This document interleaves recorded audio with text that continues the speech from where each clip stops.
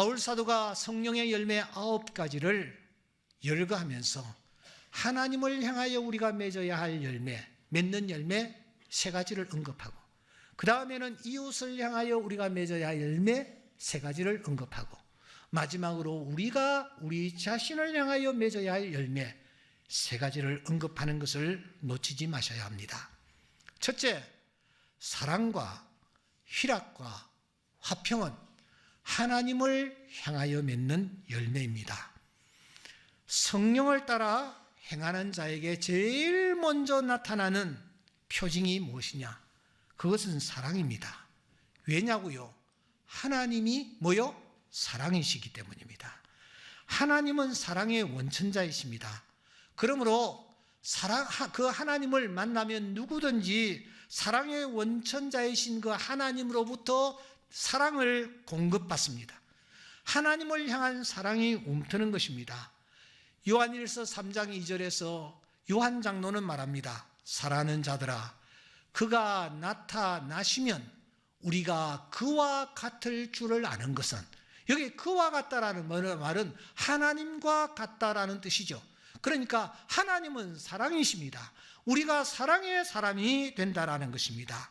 하나님에 대한 사랑이 내 안에 들어오게 되면 자연스럽게 나는 사랑의 사람이 됩니다. 그래서 나는 과거에는 도저히 사랑할 수 없었던 그 사람을 하나님께로부터 온 그 사랑으로 사랑하게 됩니다. 사랑의 열매를 맺는다라는 것입니다. 최근에 고린도전서 13장대로 살아보기라는 책이 발간이 되었습니다. 이 책이 많은 사람들에게 감동과 감화를 지금 주고 있습니다. 킴 로엘이라는 사람이 쓴 책인데, 이 사람이 어느 날 고린도전서 13장을 딱 펴는 거예요. 사랑은, 이 13장을 펴면서 가만히 살펴보니까 이 주제가 14개라는 것을 그가 확인하게 되었습니다. 무슨 말이냐면은 성경에 사랑이 뭐냐를 정의를 내리고 있는데 그 수칙이 14개. 사랑은 오래 참고, 사랑이 무엇인가? 오래 참는 것이구나. 사랑이 무엇인가? 친절한 것이구나. 사랑이 무엇인가? 시기하지 않는 것이구나. 사랑이 뭔가? 자랑하지 않는 것인거나. 사랑이 무엇이냐? 모든 것을 믿는 것이구나. 모든 것을 바라는 것이나 모든 것을 견디는 것이구나.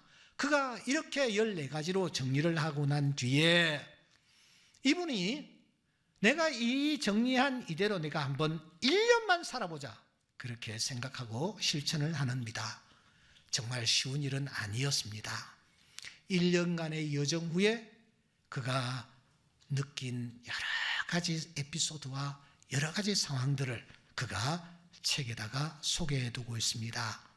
결론은 이것입니다. 사랑은 늘 힘들기는 하지만 언제나 옳았다. 하나님의 말씀대로 살았더니 그것은 결국 옳았다. 이렇게 성령을 따라 살면은 제일 먼저 이 열매가 맺히는 것입니다. 이 모든 것 위에 사랑을 더하라는 말씀대로, 경건의 형제 우애를 형제 우애에 사랑을 더하라는 말씀대로 우리가 하나님을 사랑하게 되면 사랑의 사람으로 내가 바뀌는 것입니다. 희락도 마찬가지입니다. 세상의 기쁨이 아닙니다. 환경 때문에 나에게 오는 기쁨도 아닙니다. 하나님으로 말미암는 기쁨입니까? 왜 기쁩니까? 하나님 때문에 기쁜 것입니다. 여호와로 인하여 기뻐하는 것이 너희의 힘이니라는 느헤미야 선지자의 말씀대로 우리가 하나님을 향하여 나아가면 내 안에 기쁨이 충만한 것입니다. 나로 말미암아 너희를 욕하고 박해하고 거짓으로 너희를 거스려 모든 악한 말을 할 때에는 기뻐하고 즐거워하라. 너희 전에 있던 선지자들도 이와 같이 박해를 받았느니라. 하나님 앞에서 육신적으로는 힘들고 어렵지만 하나님 때문에 내 안에 기쁨이 넘치는 것입니다. 화평도 그렇습니다. 사람들은 환경에 의해서, 그 환경으로 인해서 화평을 가지려고 합니다. 하지만 성경은 이렇게 말합니다. 그러므로 우리가 믿음으로 의롭다 하심을 받았으니 우리 주 예수 그리스도로 말미암아 하나님과 화평을 누리자. 사랑하는 여러분, 하나님과 화평을 누릴 때 참 화평이 내 안에 찾아와 나를 지배합니다. 다른 사람들과의 관계에서도 내가 화평을 누리게 되는 줄 믿습니다. 풍랑이 있는 그 바다 위에서도 주님이 깊은 잠을 주무실 수 있었던 것은 주님 자신이 화평이었기 때문입니다. 우리가 다른 사람을 미워하고 다른 사람을 정죄하고 그렇게 하면은 여러분, 내 안에 화평이 없어요. 하나님처럼 우리가 용서하는 마음으로 나아갈 때에 그 사람은 화평의 사람이 되는 것입니다. 이와 같이 성령을 따라 사는 사람에게 나타나는 첫 세 열매가 무엇이냐? 그것은 사랑과 뭐요? 희락과 그 다음 뭐요? 화평입니다. 여러분들에게 묻습니다. 여러분들은 이 세 가지 열매가 여러분 안에 있습니까? 사랑의 열매, 희락의 열매, 화평의 열매가 있느냐라는 것입니다. 두 번째, 오래 참음, 자비, 양선은 이웃을 향하여 맺는 열매입니다. 여러분, 내가 성령을 따라 행하면 이웃과의 관계에서 제일 먼저 오래 참음이라는 열매가 맺히기 시작합니다. 오래 참음이란 뭘까요? 아주 간단합니다. 그것은 이웃의 잘못에 대하여 내가 참아주는 것입니다. 침묵하는 것입니다. 기다려주는 것입니다. 이웃에 대한 진정한 사랑은 참음으로 시작하여 참음으로 대미를 장식합니다. 사랑은 오래 참고 모든 것을 참으며 모든 것을 믿으며 모든 것을 바라며 모든 것을 견디느니라는 말씀대로입니다. 우리 주님께서 나를 향하여 그렇게도 참아주셨듯이 나도 참는 것입니다. 성령을 따라 행하는 자들이 이웃을 향하여 맺는 첫째 번 열매가 이것입니다. 어떠세요? 여러분 참아주고 계십니까? 여러분의 배우자를 향하여, 여러분의 자녀를 향해서, 여러분의 이웃을 향하여, 같이 하나님의 교회를 섬기는 성도들을 향하여 나는 과연 참아주고 있습니까? 그 다음이 자비입니다. 자비는 내 곁의 사람들에게 내가 뭔가를 베풀어 주려고 하는 태도입니다. 오래 참음이 정적이라면 여기에 자비는 동적입니다. 오래 참음이 소극적이라면 여기에 자비는 적극적입니다. 그것은 친절이기도 합니다. 한마디로 자기 희생입니다. 예루살렘에서 여리고로 내려가다가 강도 만난 사람의 스토리는 자비가 무엇인지를 우리에게 알려주는 중요한 예화입니다. 그가 강도를 만나 저 길가에 나뒹굴어져 있습니다. 피를 흘리고 있습니다. 혼자서 걸을 수 없는 상황이 되었습니다. 그 사이를 제사장이 어흠하면서 들어갑니다. 예배드리러 갔겠죠? 그런데 그는 못 본 채 해버립니다. 예배가 더 중요하지. 레인이 지나갑니다. 성전을 섬기는 사람이지 않습니까? 그는 스스로 자기 합리화를 했을 것입니다. 사마리아 여인이 지나갑니다. 신음하는 소리를 듣고 다가갑니다. 그리고 상처가 있다는 사실을 알고 급히 상처를 싸매어줍니다. 그럴 수 없다는 사실을 알았을 때 그는 자기 말에 이 사람을 태워서 주막까지 데리고 가는 것입니다. 이 얘기를 끝내신 예수님이 앞에 서 있는 율법사에게 묻습니다. 자네의 생각에는 누가 강도 만난 자의 이웃이 되겠느냐? 그때의 율법사가 한마디로 요약을 합니다. 자비를 베푼 사람입니다. 자비를 베푼 사람입니다. 성령을 따라 행하는 자들, 이웃과의 관계에서 맺어야 할 열매인 것입니다. 여기에서 그치지 않습니다. 그 다음 또 하나 양선이라는 열매를 맺습니다. 양선은 가장 좋은 선함, 최고의 선함이라고 할 수 있습니다. 어떤 자가 양선의 모델이 되고 있습니까? 성탄절이 이제 가까워 오고 있습니다. 우리는 이 성탄절이면 요셉을 떠올립니다. 요셉을 성경은 무엇이라고 소개하고 있습니까? 마태복음 1장 18절에 보시면 통거하기 전에 성령으로 잉태된 것이 마리아에게 나타났더라고 말합니다. 세상에 이와 같은 일이 어디 있습니까?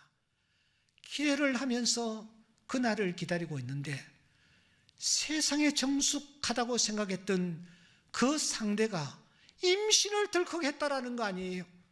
잉태된 것이 나타났다고 한 거 아니에요? 여러분, 그런 상황에서 요셉이 취한 태도가 무엇입니까? 그의 남편은 의로운 사람이라 그를 드러내지 아니하고 가만히 끊고자 했다. 바로 이 요셉의 태도가 양선입니다. 요셉은 상대의 약한 부분을 들추어내려고 하지 않습니다. 외고 패고 하면서 광고하고 손가락질 하지 않습니다. 현장에서 가늠한 여인을 끌어내었던 그 사람들처럼 대중 앞에 그 사람을 끌어내어 망신 주려고 하지 않습니다. 돌을 던져 치려고 하지 않습니다. 이 요셉은 이것을 다 품습니다. 덮어줍니다. 참고 기다립니다. 그야말로 최고의 선, 양선의 모델을 우리가 확인할 수 있는 것입니다. 나는 어떻습니까? 나는 오래 참고 있습니까? 나는 불쌍히 여기는 자비함이 있습니까? 더 나아가 나에게 양선이라는 이 열매가 나타나고 있느냐라는 것입니다. 세 번째 부류, 충성과 온유와 절제는 자기 자신을 향하여 맺는 열매입니다. 성령을 따라 우리가 행하게 되면 내 자신 안에서 제일 먼저 내가 충성스러운 사람이 됩니다. 누가 보든지 보지 않든지, 감독하든지 감독하지 않든지 전혀 다르지가 않습니다. 전혀 다르지가 않습니다. 모세가 80세가 되었습니다. 그런데 그때 그의 신세가 어땠습니까? 늙은 목동이 되어 있는 것입니다. 왜냐하면 그 나이에 그가 장인 이드로의 양무리를 쳐야 하는 그런 기막힌 신세였기 때문입니다. 늙은 목동으로서 그는 호렙산 기슭에서 양을 치고 있는 것입니다. 그런데 그 나이에 그는 그 하잘것없는 일을 하면서 최선을 다하고 있습니다. 충성했습니다. 아무도 보지 않는데도 말입니다. 그 모습을 보시고 그 모습에 감동하시는 분이 계셨으니 하나님이셨습니다. 하나님이 그 나이에 있는 모세를 부르시지 않습니까? 하시는 말씀이 이것입니다. 내 종 모세는 그렇지 아니하니 그는 내 온 집에 충성함이라. 충성함이라. 우리가 충성할 때에 하나님은 주목하시고 우리에게 은혜를 베풀어 주시는 줄 믿습니다. 성령을 따라 우리가 행할 때에 내 안에서 제일 먼저 움트는 것이 무엇이냐면은 충성입니다. 하나님은 어떤 자를 찾으십니까? 충성되고 지혜로운 종이 되어 주인에게 그 집 사람들을 맡아 때를 따라 양식을 나누어 줄 자가 누구냐? 충성되고 지혜로운 종을 오늘 또 찾고 계시는 줄 믿습니다. 더 나아가 우리가 성령을 따라 행하면 그 사람은 성품이 바뀝니다. 어떻게 바뀌느냐? 온유한 사람으로 바뀌는 것입니다. 온유의 모델이 누구일까요? 저는 구약에 등장하고 있는 요셉이라고 생각합니다. 요셉이 형들에게 그렇게 미움을 받았습니다. 팔려가기도 하고 마른 우물에 그가 빠져 죽을 고생을 하지 않았습니까? 애굽에 와서도 말로 형언할 수 없는 시련을 겪었습니다.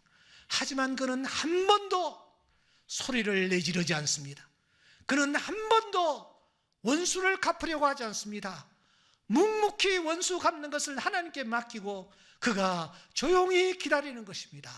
마지막 그가 창세기 45장에 보시면 드디어 형제들을 만납니다. 형제들을 만날 때에 정을 억제하지 못했다라고 말합니다. 울분이 솟고 원한이 가득 차서 형제들을 대하지 아니했다라는 것입니다. 모든 사람들 다 물러가라고 하고 드디어 자기를 알리는 것입니다. 형님들, 제가 요셉입니다. 그러나 두려워하지 마십시오. 하나님이 우리를 구원하시려고 나를 앞서 보내셨을 뿐입니다. 모든 사건의 배후에는 하나님이 계십니다. 바로 이것이 온유한 자의 모델인 것입니다. 나는 어떠합니까? 나는 어떠합니까? 급한 성격 때문에 문제를 일으킵니다. 그리고 수습을 못합니다. 행동을 내질러 놓고 말을 내뱉어 놓고서는 내가 왜 그때 그런 행동을 했을까? 그런 말을 했을까? 후회하며 땅에 엎질러진 물을 주워 담는 일을 일생 동안 반복하고 있지는 않습니까? 여러분, 성령을 따라 행하면 내가 온유한 사람이 됩니다. 온유한 성품의 소유자로 바뀌어 있는 것을 발견하게 될 것입니다. 세 번째, 이 마지막 열매, 그것은 절제입니다. 이 절제는 성령의 열매 가운데서 중요한 열매라는 사실을 이미 말씀을 드렸습니다.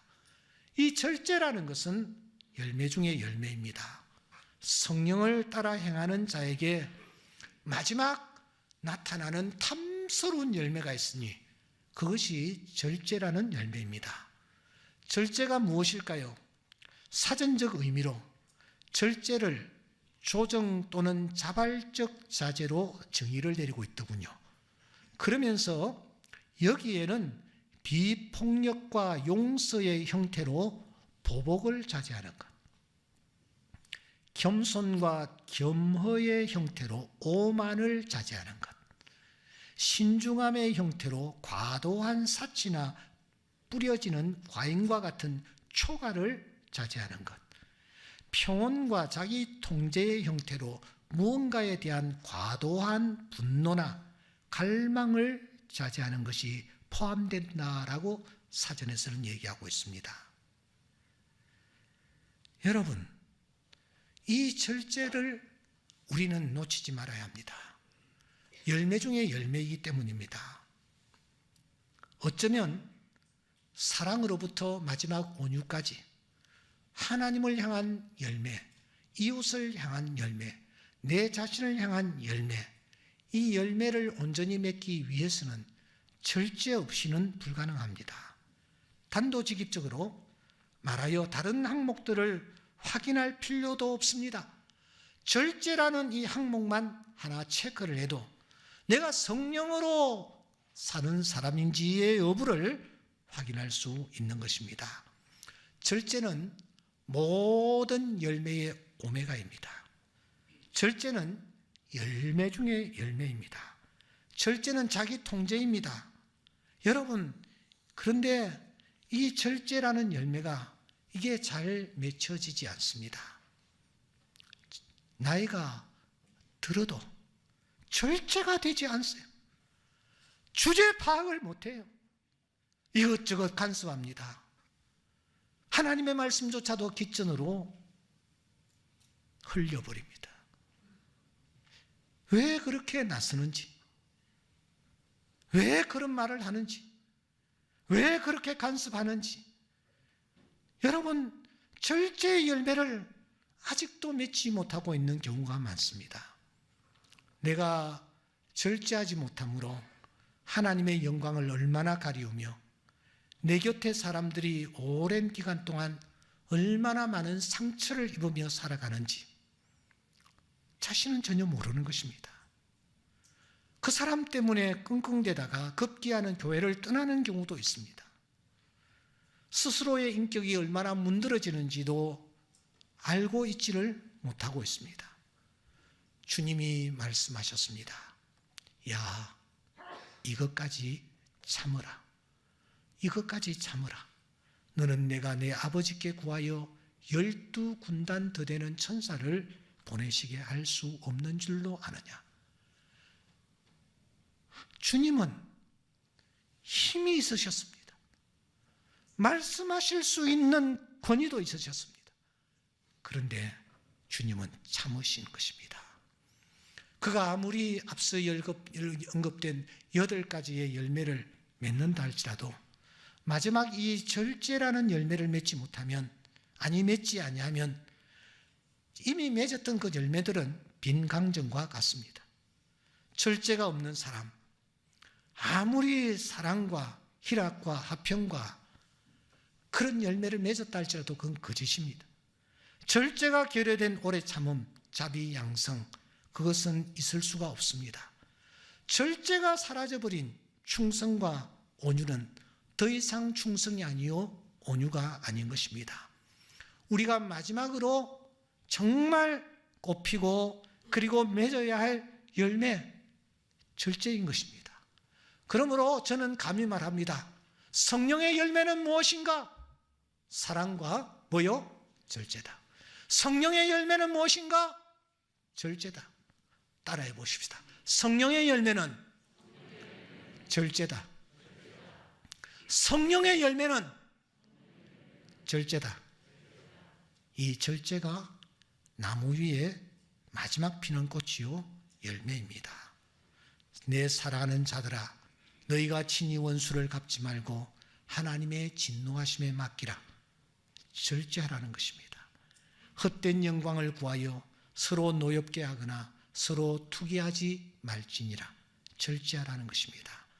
하나님이 우리에게 주신 것은 두려워하는 마음이 아니요 오직 능력과 사랑과 절제하는 마음이다. 절제를 강조하고 있는 것입니다. 그러므로 우리가 내가 성령의 사람인가, 내가 성령의 열매를 맺고 있는가를 파악하기 위해서는 앞에 8개 여러분 그냥 건너뛰어도 됩니다. 내가 절제하는 사람인가. 이제 말씀을 맺겠습니다. 여러분들은 이 9가지 열매 중에 내가 약하다고 생각하는 부분은 어떤 부분입니까? 어떤 부분이 나는 약합니까? 하나님을 향하여 맺어야 할 열매는 어떠합니까? 이웃을 향하여 맺어야 할 열매는 과연 어떠합니까? 내 자신 안에서 맺어야 할 열매는 과연 어떠하냐 하는 것입니다. 사랑과 희락과 화평은 하나님을 향하여 맺어야 할 열매입니다. 오래 참음과 자비와 양선은 내 이웃을 향하여 맺어야 할 열매입니다. 그리고 충성과 온유와 절제는 내가 내 자신 안에서 맺어야 할 열매입니다. 그 중에서 가장 중요한 열매는 절제라는 열매입니다. 이 절제의 열매를 맺어 하나님 앞에서 부끄러울 것이 없는 그런 자들이 다 되실 수 있기를 주님의 이름으로 축원합니다. 기도드리겠습니다.